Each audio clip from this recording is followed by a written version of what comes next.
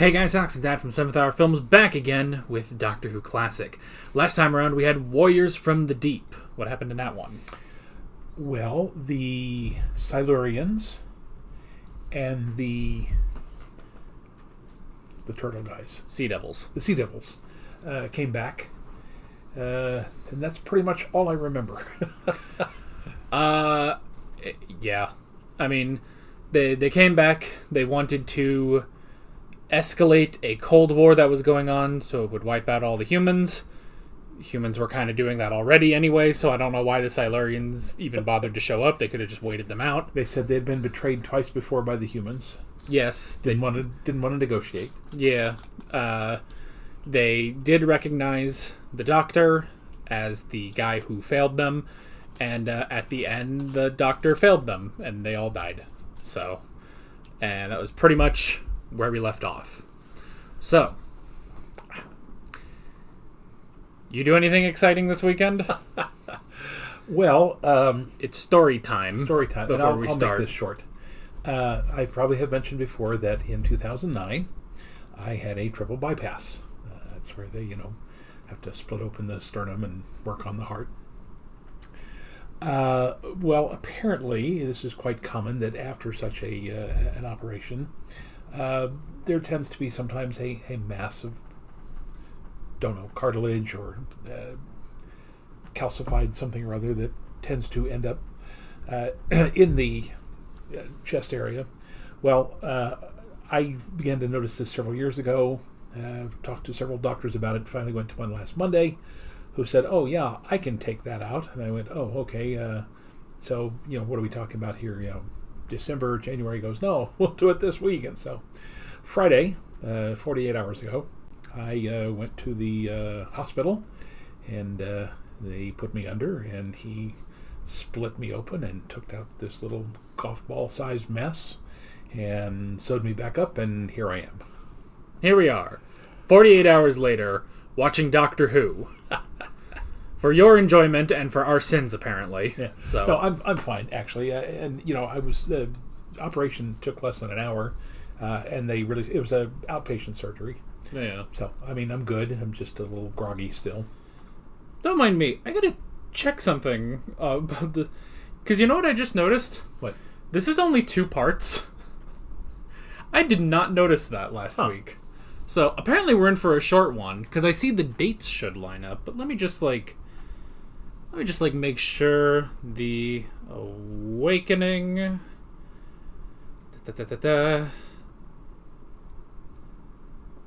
18th and 19th of January. The next one, 25th and 26th. So yeah, it's a 2-parter. Yep. Well, I guess of all the days to do it, I guess today's a good time. Although, I kid you not. So we're doing this on a Sunday. We normally record these on Saturday. And the thing is, we could have recorded this on Saturday because you were apparently fine.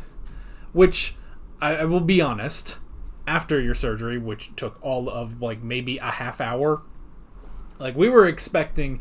He said, this is not to go too personally on this, but this is not the first time we've waited for this man in a hospital. But I was prepared. I had my earbuds. I was going to watch YouTube all day and just sit in a cafeteria. And about half an hour later, it's like, oh, it's done. He's already done. He's already out. He's already up. So I had a bypass and 3 stents that usually took most of the day. In fact, I know the first stent, maybe the first 2 stents, they kept me overnight for observation. But yeah, this one, they told me it was going to be outpatient, that I would, the whole thing took about an hour. I woke up in the recovery room. They said, okay, we're going to send you home. And I was like, yeah, okay. So anyway. But when we got back and I saw you and you were, after surgery, you were just sitting in a chair. And I looked at him and was like, did they do anything? He looks the same. He doesn't look like he got hit by a bus, and normally in a hospital you look like you got hit by a bus. Well, beneath the shirt, I look like I have a minor gunshot wound right below my sternum, but it will heal. We won't show that on YouTube. No. There are rules on YouTube, whether they enforce them or not. But I'll probably have a follow-up appointment in about 2 weeks, but I feel fine. Everything's good. It's just this, indentation where the lump used to be. So Yeah. So I was making plans. I was thinking, okay, well, maybe we'll have a quick break after Warriors from the Deep, maybe 1, maybe 2 weeks off, then we'll get back. Now I floated the idea in my head. It's like, okay, well, what do I tell the viewers if he dies for some reason? And I thought, I legitimately did think this, and I'll go ahead and just say it on camera. I thought, if he dies, the series dies with it. I am not continuing on my own.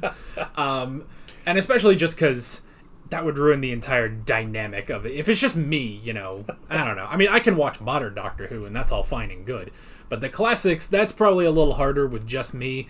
I don't have the history knowledge, and quite frankly, I don't have the grit to deal with comments by myself. So, and going under the knife is always a risk. The doctor who did the surgery told me that just a couple of weeks back they did a routine procedure. Everything looked fine. He went home, and they called him a couple hours later and said that the patient that he had worked on had coded and basically ended up dying. And he went back and looked at it and said, no, it was nothing that you did. It was just completely something that they hadn't suspected. And the guy just ended up dying. So, but again, this was nothing connected to the heart. It was just, seriously, it was literally just opening up the skin, incising this mass of whatever it was out, and then suturing me back up. So, I'm good. Yeah, it's like taking something out of a chicken or something. I don't know. I don't cook. Anywho. So it's a two-parter. I got my giblets taken out. It's a two-parter today. The Awakening. The Awakening. Perhaps my comedy has improved since last episode. That was a major problem that I was having, at least. And hopefully, you didn't lose your comedy with whatever this mass was. So, and with that, I think we're off to a great start on our comedy. Right, we're in January 1984. I would have been in my last couple of months at the Oklahoma Theater Center. This is one of those... I had been working there for 4 years. They had produced 4 plays that I wrote. I had done a total of, I think, 16 plays in those 4 years. And even though got great reviews, I did the Oklahoma premiere of Bernard Pomerantz's The Elephant Man there, got great reviews for it and everything. It's one of those where at the end of the 4th year they said, well, we've decided not to renew your contract. We're not firing you, we're just not renewing your contract. So I went off and got another job with a different theater. Well, yeah. I hope someone's been keeping track of the lore this whole time, because I guess you keep track of your own lore, but I can't keep track of the lore. And the thing is, while you remember the things you did in 1984, you're not going to remember talking about the things you did in 1984 in this episode after we get through with this. Probably not, yes. I have a very bad short-term memory. And you have a very bad short-term memory. What? Exactly. And I can't hear, so... we're like 9 minutes in. I guess we should get started. Might as well. Yeah. So, here we go. Ben?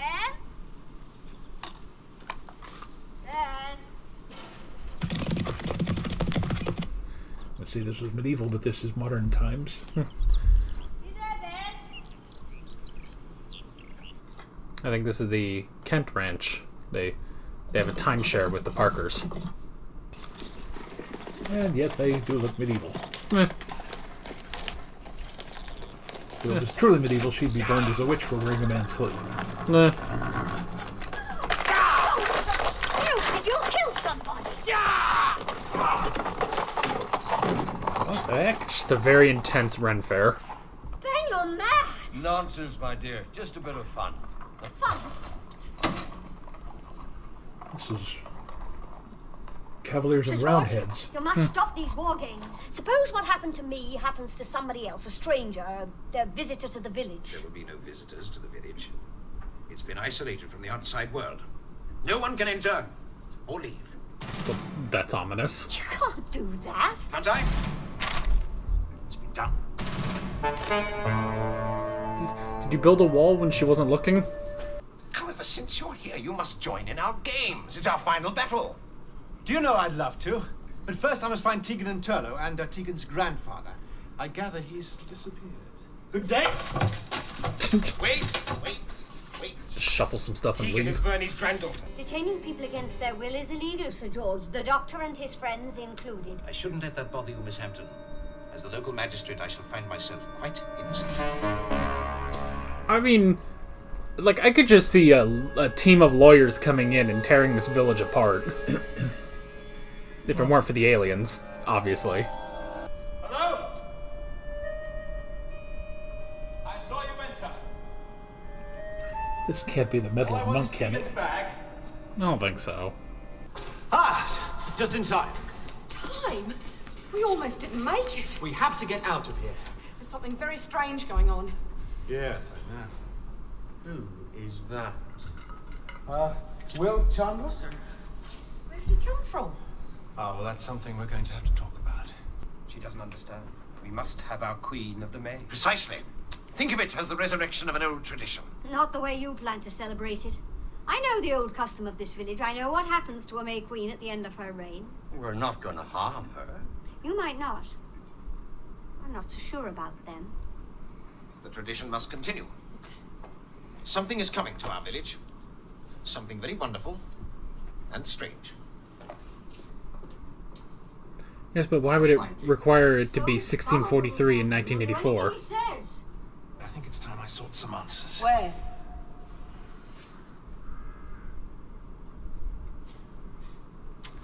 The village.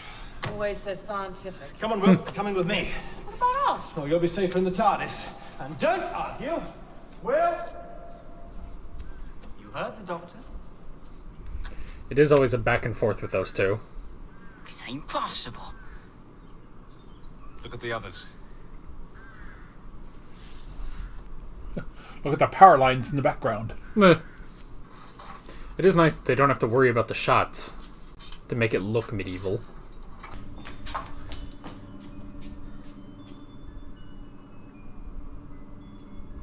Yes, that's a problem.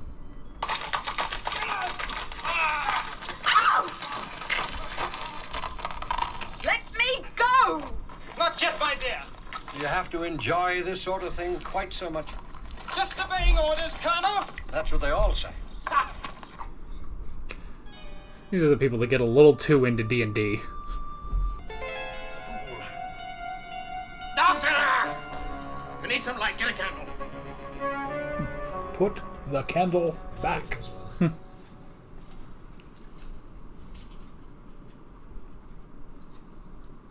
I noticed they spelled the name M-A-L-U-S, but it sounds like malice, as in ill will. Well, yeah. Don't you ever knock before entering a room?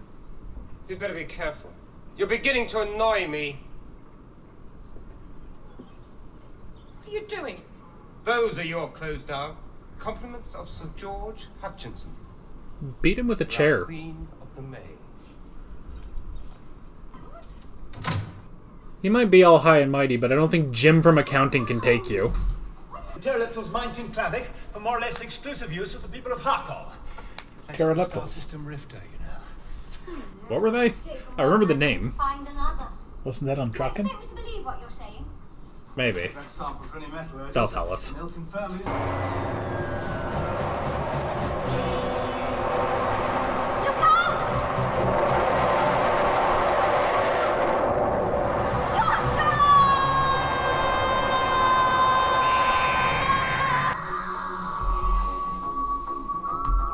All right.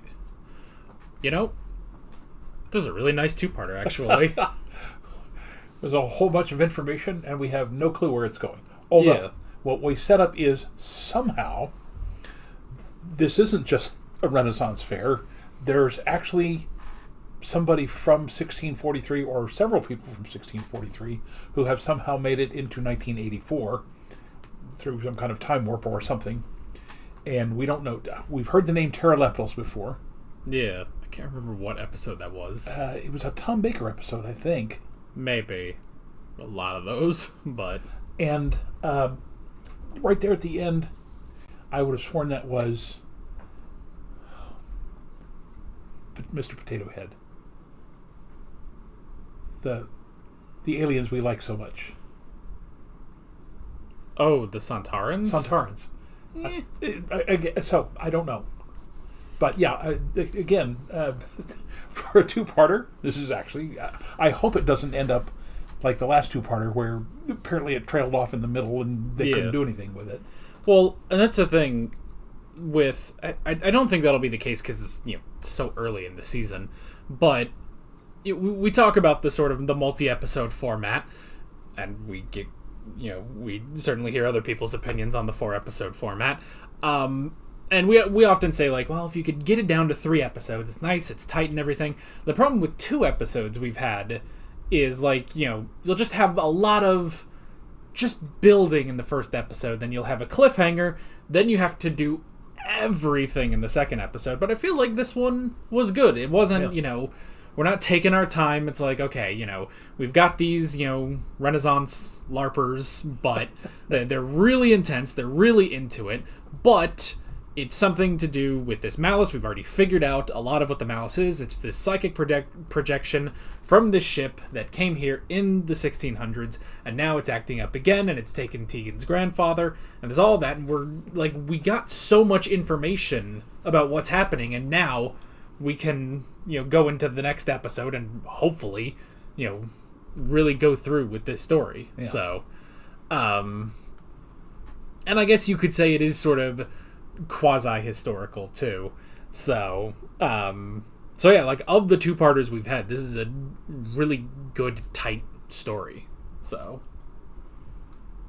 by the way, some of you may have noticed I've been trying to cross my arms, and I'm beginning to realize I can't do that because it puts pressure on the spot where I had the incision. So I'm doing all sorts of things to try to keep my hands from crossing my chest. Well,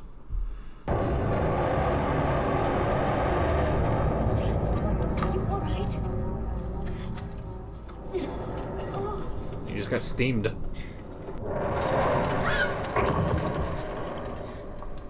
Jeez.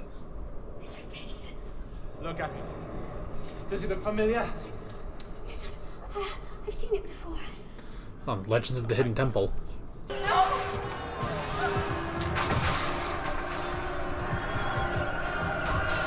Whoa. Hello. That was quite the design. All right, you've made your point. Early to mid 1600s, this is a time of witch finders and burnings. One by one. This is very much like colonial Williamsburg that we visited.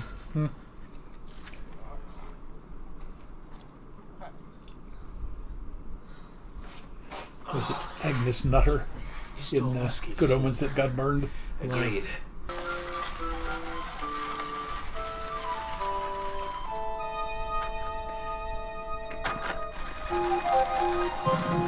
Well, here's an idea.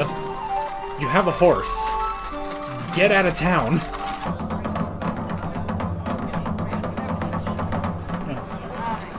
Didn't the Third Doctor end up something like this?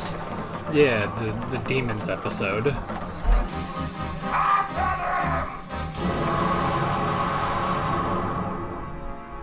Malice aforethought.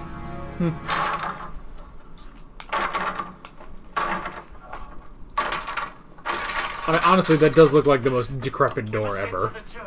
Probably several hundred years old. Well, yeah. Let's find the doctor.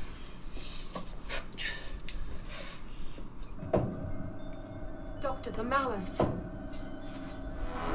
It's going strong. Ugh. Will it work? It takes time, excuse the Colonel.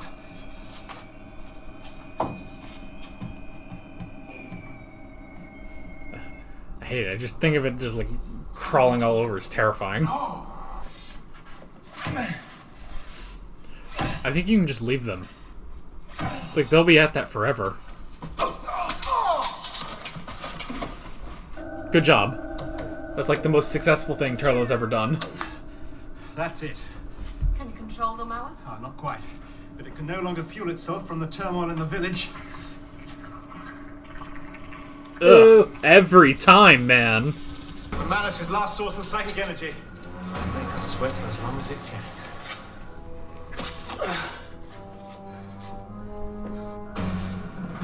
He's gonna die. All for one and one for all. Not yet, he isn't.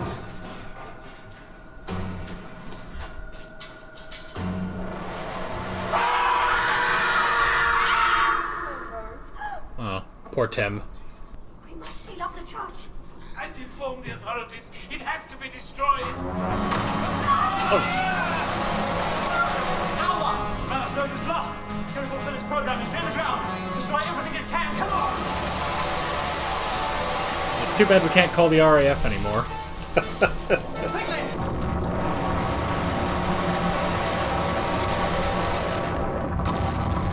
Yikes. Jeez. Nice model work, though. Yeah.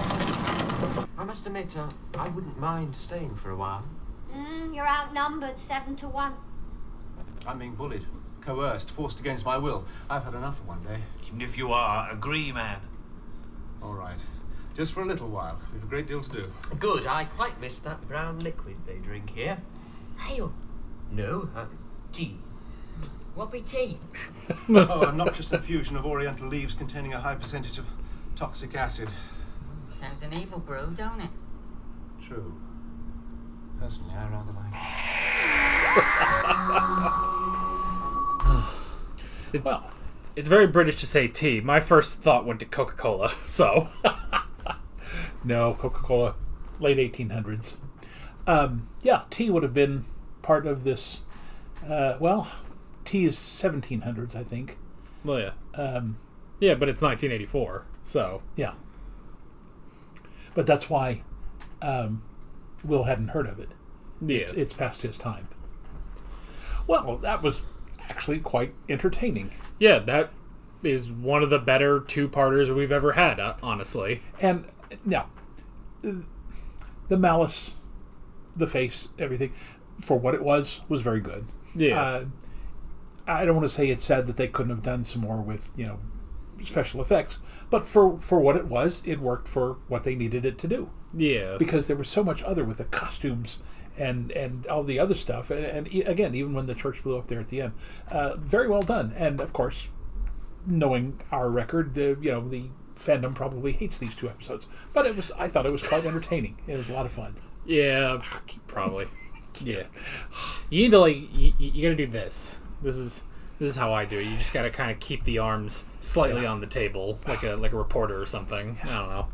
But yeah, honestly, it's good. The one thing, and this isn't a problem with the episode or anything, it's just the one thing in the back of my head I keep thinking is because these were all apparently just normal people in this village, Yeah. They kind of got into LARPing, took it a little too far, when the devil kind of promises you more, get a little carried away. I'm wondering if everybody knows what LARPing is. I know the RP stands for role-playing, but what's the LA?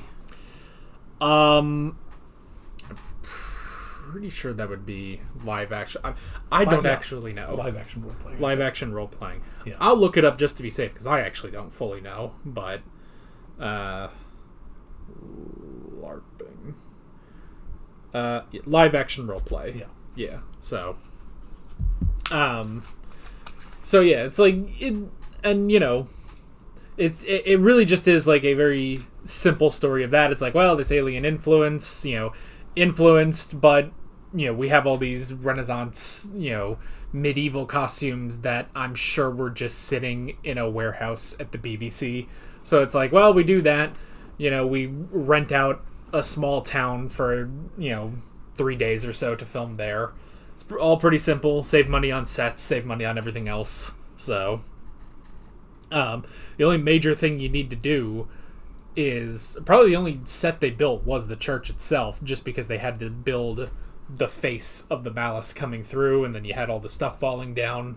So there's a part of me that almost wonders, because I'm pretty sure at the end it is model work when the church actually explodes, but I was almost thinking what if this was a rundown church that maybe it was set for demolition, so they were able to get in, do the whole thing with the malice in the wall, and then at the end they get the footage of it exploding. So yeah, I don't suspect that any historical church like that that the British government would allow that to happen. Yeah, because they treasure a lot of their antiquities. Yeah. So I know I watched a video where these two guys were they're basically camping in a church.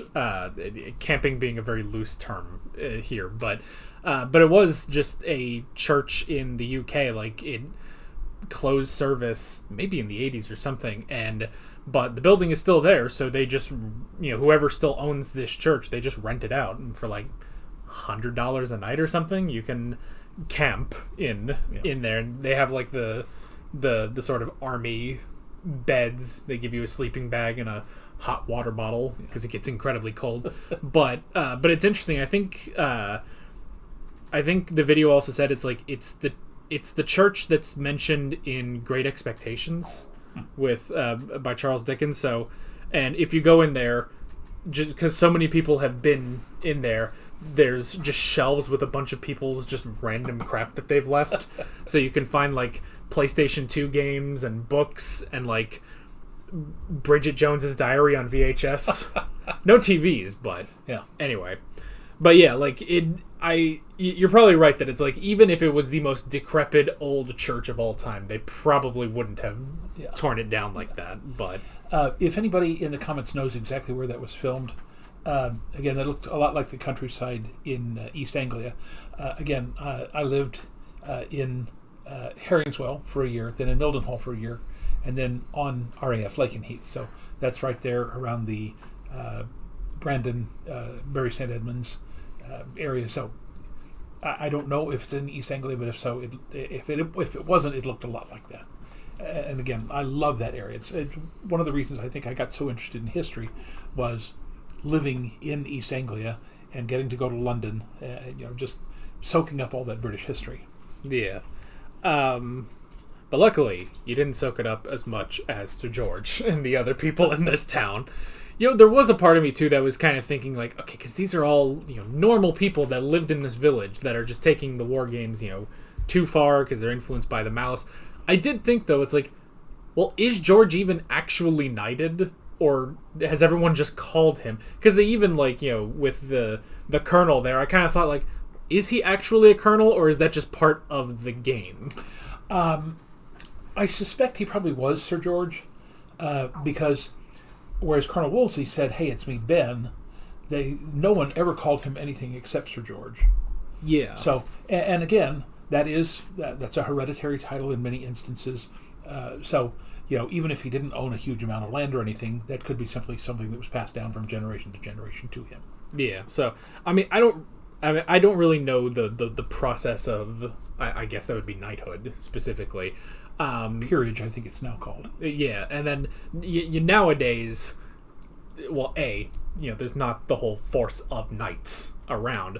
So, and it's just like, I don't know. I don't know what the criteria is or anything like that. But yeah, so I didn't even know that would be something that would be kind of passed down. But that was just kind of the thing in the back of my head. It's like, well, wait a minute. Are you actually, a knight in this, or are you, George from, who works down at the docks or something? I don't know. No, again, just with the way he talked and everything, I would assume he was a local landowner there in Little, what they call it, Little something, Little... Wickham or something. Yeah. So, and again, I would imagine it's a hereditary title. Today, a lot of the peerage comes from people who've done things for Great Britain. For example, musicians and actors. Laurence Olivier was knighted. Anthony Hopkins. Gandalf. Ian McKellen. Yeah. Patrick Stewart even is a knight. Yeah. Sir Patrick. Yeah. So. So yeah. But still, it was a very interesting part of it, and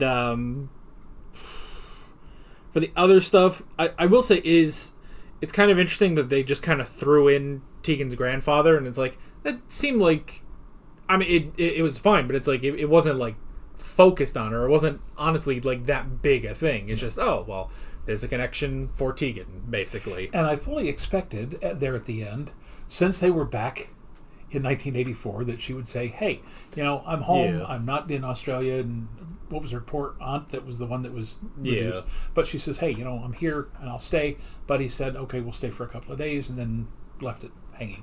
Yeah. So, I would have kind of expected that a bit too. And then Turlo, I mean, this is the most excited Turlo's been to be on Earth, which is interesting. Which, I mean, I hope they get to his whole backstory soon, because it's such a weird thing that for a character we met at, a British school, at like a British school, and him being a British schoolboy, and he still has his suit that he's worn this whole time, it still hasn't sunk into me that it's like, no, he is an alien. Yeah. They just haven't bothered to talk about that yet. So hopefully we get that soon. But anyway. And then, we had everything with continuing the war games and finding, what was it, the Queen of the May, I think. Someone to be burned, basically. Just a sprinkling for the May Queen. But, yeah. To quote Led Zeppelin. Yeah, so, and it did, like, once it got to the town square, I was also, too, like, yeah, this seems a bit familiar. Like, I'm pretty sure the Master was here with some weird gargoyle things, so. Yeah, when they showed the cross there in the middle of the town, there was some other place, and again, it was either third or fourth Doctor that they did something like that. But there's not a cross that I remember in Mildenhall, but there is kind of a shield. And again, I think Mildenhall was established, I don't want to say 1100s, but probably 1300s. The town where we lived in France was probably in the 1100s. So, anyway. Yeah. But, just the fact that you can walk into a little village like that and you can see something that's been there for 900 years is just astounding. Yeah, it's like the only example that time has passed is just the power lines everywhere. So, which I wonder if that's part of why this was still set as a sort of, it's people reenacting these events from, 300-400 years ago almost.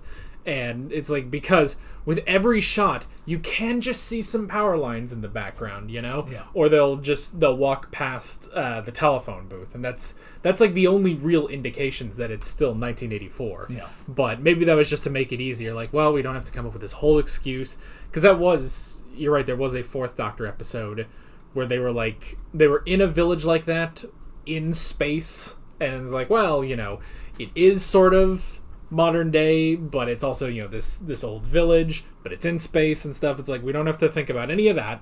Just, it's in this village, and there's people on horses, and they probably didn't have to stretch that far of being like, wow, how did these people, get all these costumes, all these, antique weapons and everything like that, and all these horses. Like, they probably had a lot of that stuff anyway. So, now, that being said about the reenactment of the battle, here in Oklahoma, and in fact it's probably coming up next week or the week after, the most famous battle in Oklahoma during the American Civil War actually took place in July of 1863, but for some reason they always do the reenactment in November.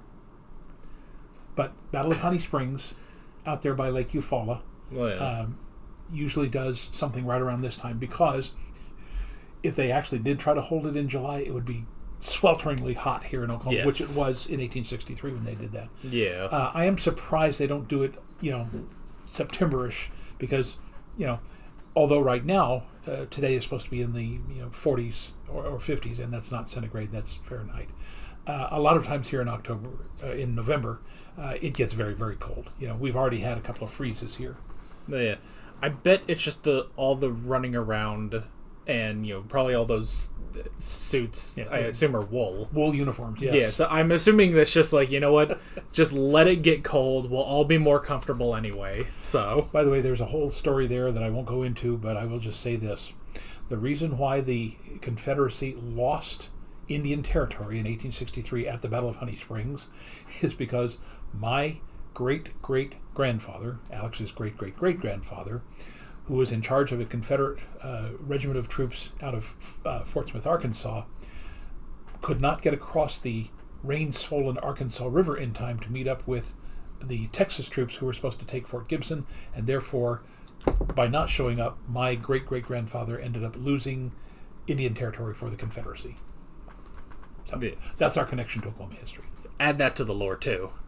So someone's gonna do it. Someone's gonna keep track of all the lore and make a wiki page, or not, probably not. But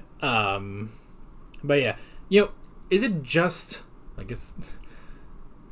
Well, I was about to ask, is it just Civil War reenactments that happen in America? I guess there aren't too many wars that happen in America itself. It's like you got that in the Revolution, and yeah, they do the American Revolution. They don't do a whole lot of the War of 1812 because a lot of that actually happened at sea and in Canada. And of course, the last time before the insurrection of January 6th that there was an invasion of Washington, D.C. was during the War of 1812, when the British troops literally marched unimpeded up the Potomac River and burned not only the Congress down, but also burned down the White House with the First Lady still in it. She managed to get out with the servants, the slaves, at the last minute. But the president, James Madison, had been taken into protective custody by the American Army so that he wouldn't end up as a POW, but they did not take Dolly Madison, the First Lady. So that is one of the more bizarre stories of the War of 1812, is that they didn't take the president's wife, and so she was there when the British stormed Washington, D.C. and burned down the executive mansion. Reenacting wars sounds like a thing only the British and Americans would ever do. Like, I feel like no other, like, I don't know. I don't know if the French would do that. Probably not. So, but, like, it sounds something, it sounds like something distinctly British and American that we would reenact battles from war. Like, nothing else. I feel like no other country would do that. Well, a lot of the major French battles, where the French army were victorious, actually took place in other countries. Even their biggest loss at Waterloo took place in Belgium. But all of Napoleon's big victories were in Italy and Austria and Germany, and well, I guess they lost a lot in Russia. But anyway, yeah. So yeah, it may be something that it's just definitely an Anglo-American kind of tradition. Yeah, I don't know. We've got nothing else to do, so we just we'll just reenact it on a Saturday. I don't know. You hear there's a new Napoleon movie coming out. Yeah, Ridley Scott directed it, and Joaquin Phoenix, which is odd because he doesn't at all look like Napoleon. Yeah. Well, Christian Bale didn't look like Dick Cheney either, but well, he looked very similar to him once he had the makeup and gained the 60 or 70 pounds. Yeah, but I saw something like there were people probably on Twitter, because it'll always be on Twitter. Where people were like criticizing the Napoleon film for like historical inaccuracies, and I think Ridley Scott just said "get a life," and it's like, on the one hand, I'm like, okay, yeah, nobody should really care about some random Napoleon movie. On the other hand, I'm like, you could have some accuracy. Like, you can still make a good movie out of with accuracy historically. I say that as the guy that watched Yu-Gi-Oh as a kid, which is a whole can of worms. But let me say this. One of my favorite plays is Inherit the Wind. And in the preface of it, it says, the events of the Scopes Monkey trial were dramatic, but they weren't drama.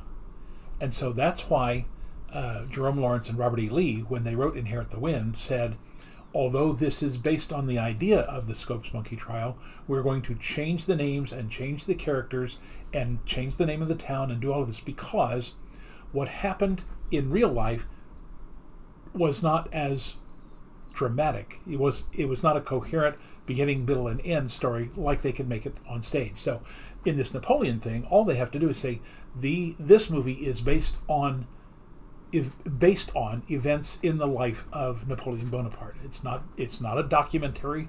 It's just, this is a dramatic interpretation of the story of this man's life. Yeah. It's just that I can just hear all of my college professors just being mad. Like, I remember that was an assignment in one of my history classes, was like write about like 3 historically inaccurate films. I can't remember what the other 2 were that I chose, but I think I went with like Well, one of them I think was like maybe Prince of Persia or something, and then the other one was like 300. Yes, I remember talking to you about 300. Yeah, so I don't remember what the third one was. Maybe there wasn't a third one. I don't know, but I don't know. It's it's I guess it's a give and take. It just depends on is it a good movie at the very least. Like if the Napoleon movie sucks, then that's just going to be more on top of it. It's like, well, and it's also not historically accurate. But I remember, what was it? I think the Secretariat movie about that story. That was a really weird one because I guess, it is completely accurate. But at the end, it's like you go through this entire movie and then in the last, the big climax of the film is the last race. And that horse just tears out of there. And it's just kind of weird because, like, boy, in a normal movie, if this was just a made-up story, there would be the neck and neck all the way to the end. But because this is based on a true story, that horse just books it out of there. Yes. And kind of just takes away, like, all tension that a movie would build Having up. watched that actual race, yes, the people in the stands literally jaws, down to their belly buttons going, what is going on here? Because Secretariat literally... talk about running away with a race, was like 15 or 16 lengths ahead of the nearest horse behind her. Yeah, so him, sorry. So it's just like seeing it in a movie. It's just kind of weird that it's like, well, where's the drama? Where's the suspense? But at the same time, it's like, but that's how it happened. That's how it happened. And it's also still a good story in real life. So back to Doctor Who. Back to Doctor Who. Maybe. I mean, I don't know how much else we'll say, but still, just a very good two-parter, definitely. Yeah, and again, I know we've kind of been criticized for this before. We were talking about earlier how Peter Davison has been, he's been indecisive. I don't want to say he's wishy-washy or anything, but he was not as confident in what he was doing in the first two seasons. But now he seems to say, hey, I think I've got a grip on what I want to do. And that really showed through here. He didn't seem to have any great hesitation in this. He said, look, this is what's going on. This is what I need to do. Let's go do it. Yeah. I will say when it comes to his companions, I feel like it's a mixture of A, he's given up on them, and B, he's just figured out exactly what he needs to do to keep things moving, like because this is the sort of back and forth that you'll get with Tegan and Turlough is we need to go back to the TARDIS. Okay, I guess I'll take you back to the TARDIS. Something else happens. They say, well, we need to stay and help. Like, okay, then you can come with me. Like, I feel like this time he like shut that down. It's like, no, just go back to the TARDIS because I know that's what's going to happen. And I know that you're not going to stay in the TARDIS, and eventually you're going to come out, and you're going to be part of this. But it's just like the Doctor is almost like not really given up, like he just doesn't care about them anymore. But he's just like, I'm not going to put too much thought into whatever drama you two have. And if you're a part of this, you're a part of this. If not, you're not. And I'm just going to go and do this, basically. So, and at least. Props to Turlough for doing something. Yeah. Because for a while I was kind of thinking, like, is Turlough going to do something this episode? And he did knock out those two guys trying to bust into the TARDIS. So it was at least something. Yeah. Because, a lot of people like Turlough, and that's great. I haven't been so impressed by him, but for any chance that he can do something is nice. So you should probably take a note about the pteroleptals, and let's go back and look those up because he did mention pteroleptals, and I know we've heard that name before. I just can't remember where. So don't put it in the comments. We'll look it up. Yeah. I'll try to look it up right now, and maybe we'll cut ahead if I remember that.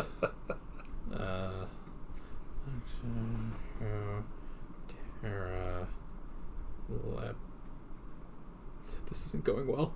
Pteroleptals, maybe?